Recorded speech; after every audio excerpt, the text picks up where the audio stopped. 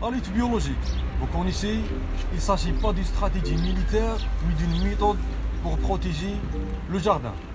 Elle fait appel aux forces de la nature, les oiseaux, les insectes et les mammifères, pour faire barrage aux ravageurs de tout poil. C'est une méthode vieille comme le monde. Les Chinois l'utilisaient déjà 3 siècles avant notre ère. Ils répondaient par exemple des fourmis ou bien des mandarinis pour les débarrasser des larves qui s'attaquent aux feuilles et finissent par les épuiser. Aujourd'hui, elle fait de nouveau partie de l'arsenal de l'agroécologie. Contrairement aux pesticides chimiques, la lutte biologique évite le surdosage et donc la pollution dans nos espaces verts elle est sélective. Autrement dit, elle n'élimine que les parasites et préserve le reste de la faune.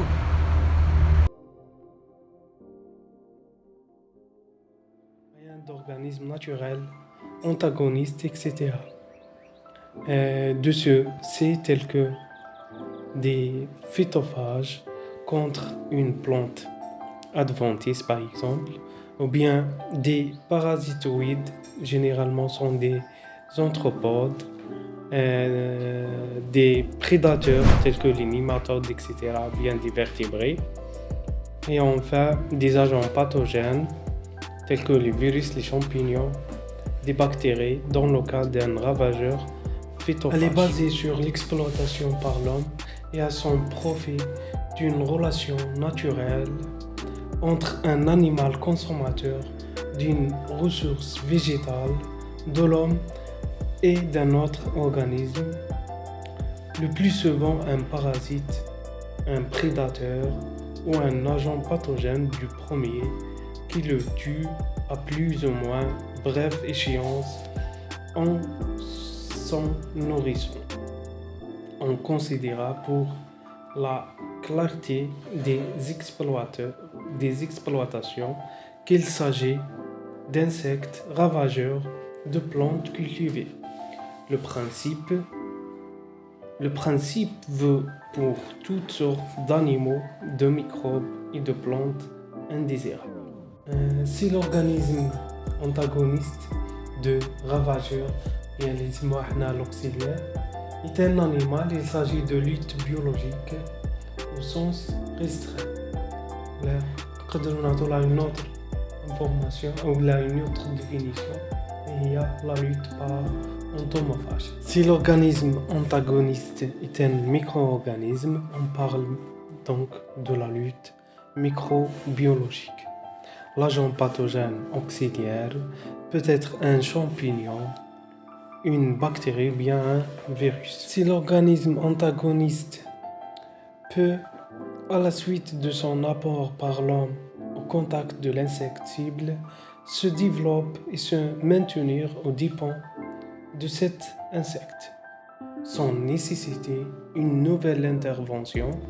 On est dans le cas de la lutte biologique par acclimatation. Si l'organisme antagoniste doit être lâché ou inoculé en grand nombre, à chaque fois que l'effectif de ravageurs croît dangereusement, on est dans le cas de la lutte biologique inondative.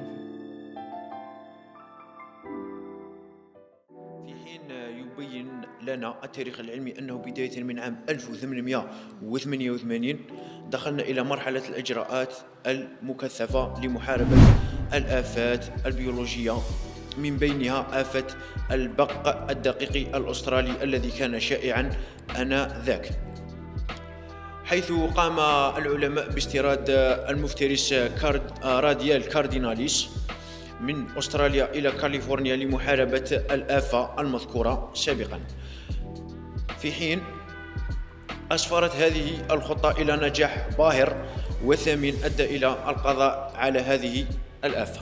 أمبيلسيوس سويرسكي أو ما يعرف بالعث المفترس. المفترس عام يمكنه القضاء على الآفات البيولوجية بغض النظر عن ماهيتها، يعني يمكن القضاء على الحشرات مثل أي حشرة زاحفة متواجدة في البيت أو في الخارج. يوجد العديد من الإجراءات والخطط المحكمة للقضاء على هذه الآفة البيولوجية، من بين استخدام بعض الفخاخ الطبيعية